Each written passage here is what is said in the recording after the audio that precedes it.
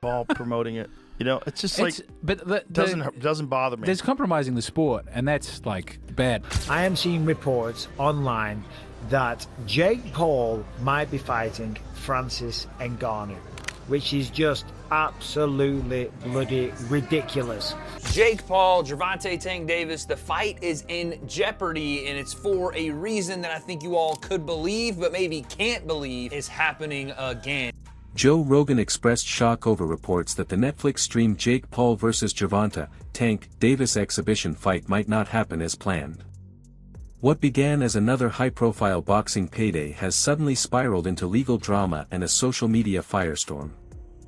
If you know the situation, it was supposed to be boxing Gervonta Tank Davis, a man that weighs 133 pounds or 135. Regardless, it's a man that is way smaller than Jake Paul. So that is just ridiculous, and I've given my thoughts on that before anyway. But now it turns out that Gervonta Davis has some allegations about domestic abuse. I don't know too much about the situation, but apparently Netflix have pulled the...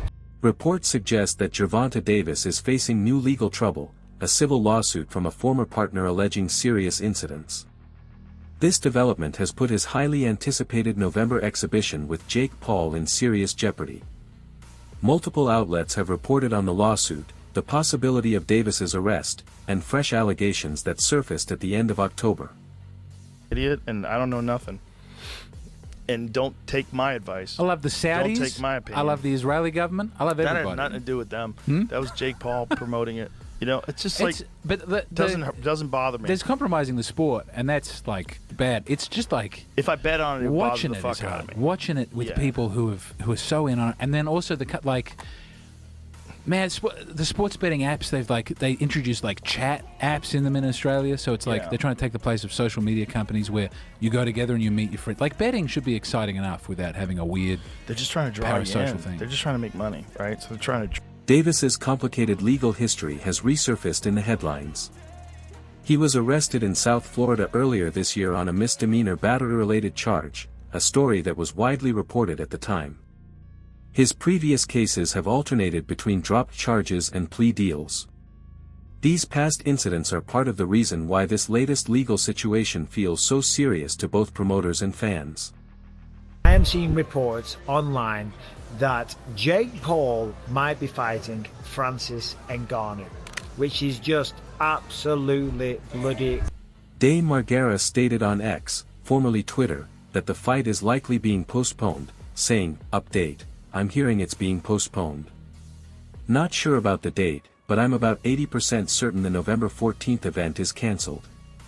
This update suggests that organizers may be rescheduling the bout to a later date, possibly to ensure smoother logistics and a stronger promotional build-up. The Jake Paul vs. Gervonta Davis fight promotion has been massive, with heavy spending on advertisements, interviews, and social media campaigns. The build-up has been flashy, showing how determined organizers are to make it a major event. However, despite the hype, ticket sales have been disappointing. Reports indicate that fan interest remains low, and many believe the lack of excitement and poor sales have raised doubts about whether the fight will actually take place. Growing speculation suggests the event might be cancelled or postponed to a later date. Fire. And when this fight first got announced, I told y'all, the promo, when they start promoting it, it is going to be fire. The promo will be better than the fight, right? Because obviously, I don't like the fight. I'm not a fan of the fight. I cannot stand the decision for Tank to go in this direction, although I understand it, right? I understand it because I understand the business behind it. So I get all of that. But the promo is fire. If you go watch it, the way that is shot, the production of it looks very top of the line, top shelf, as you would expect from a company as big as Netflix, which is a $530 billion company. So they have the budget, they have the money to make sure their production is A1. Obviously, as a Tank Davis fan, paying attention to him in the promo, the young man looks in good spirits. He looks like he's in a good headspace, and he doesn't look like he's unhappy to be there, which bodes well for the prospects of him continuing his boxing career, I guess, not retiring. And I think that as he gets closer to the fight, as the fight happens, he'll be in his happy place. And I expect for Tank fans, for boxing fans, to get really good news after Tank Davis and Jake Paul share the ring and they do the post-fight press conference. I think that a lot of people will probably be happy with the outcome of what Tank Davis has to say after that fight. But the promo is fire. It's just a trailer. It's up on the Netflix YouTube channel. Go check it out if you haven't already. Really enjoyed watching that promo. Watched it a couple of times. And as I said, I'm paying attention to the press conferences. I'm paying attention to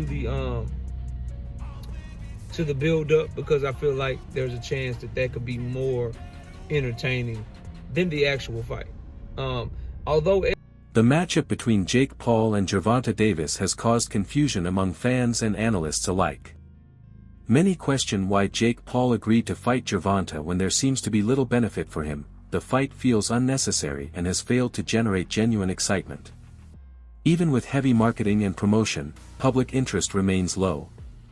Ticket sales are reportedly poor, and many fans online have called the matchup meaningless. Observers argue that the fight offers nothing new for either boxer, which explains the lack of anticipation. Jake Paul, known for his big promotions and attention-grabbing stunts, seems to have missed the mark this time. Unlike his previous fights, which featured opponents closer to his weight and experience, this one feels mismatched and lacks purpose. Analysts believe Jake's strategy of staying relevant through unusual matchups might be losing its effect. There's a growing sense that this event was created more for publicity than competition. Pack it up.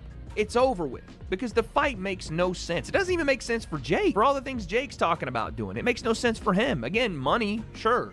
If it makes dollars make sense, okay, fine. But I want to see Jake in competitive matchups where I am interested in the outcome. I'm not interested in this. I'm not interested in the outcome of this. I was interested in Floyd versus Logan because there was an idea that Floyd was a little slower, a little older, and Logan would be able to knock him out. If Jake knocks Tank out, so what? What does that do for him? Because he said he could beat Canelo. He said he could beat Anthony Joshua. This one to me, like, I've gotten on board with a lot of Jake fights because they've made sense. Right? To me, they've made sense. Even Julio Cesar Chavez, after he's already beaten the guy that beat Julio Cesar Chavez Jr., he beat Anderson Silva a couple of years back now. This one still kind of makes sense because you're getting maybe a better version of Chavez, and he's around the same weight now. When you talk about the Tank fight, I don't understand it. I don't understand it. But let's take a look at what he said to Ariel Helwani and see how he explains this fight. Was the next one Tank? Yeah, I mean, that was on the 1 yard line as well, but he has to rematch, Lamont Roach. He wants to get that back.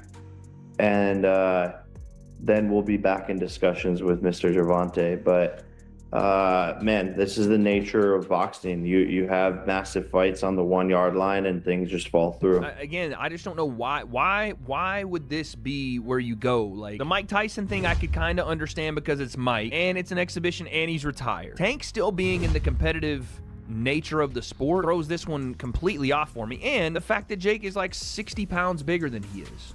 Right? Like, Mike was obviously far older than Jake, and that was the big knock on that fight. Mike should not have been in there with Jake. Said that many times. Jake has fought so hard against people saying he's bad for the sport. He's bad for the sport. He doesn't actually want to fight or step up or do any of this stuff. And I've kind of had his back when I'm like, no, he is doing what most boxers have done early in their career. But this gives those people more ammo to be like, yeah, bro, look, this is what we're talking about. When we say he's bad for the sport, or when we say that he's doing stuff that doesn't make sense and he's making a mockery of things, this is what they're talking about. And again, I wouldn't have any problem with it if Tank was way past the point where he could fight competitively at his weight class and have fights with guys like Shakur Stevens, or even, again, rematching guys. The fight rules have also raised questions among fans. It's been confirmed as an exhibition bout with a maximum weight limit of 195 pounds, and both fighters are required to wear 12-ounce gloves. These conditions make the fight look more like a show than a serious contest. Many viewers see it as a promotional stunt aimed at casual audiences rather than loyal boxing fans. Because of the significant weight difference between Jake Paul and Gervonta Davis, analysts believe the rules were adjusted for safety reasons. Still, the matchup doesn't appear fair or meaningful from a competitive standpoint.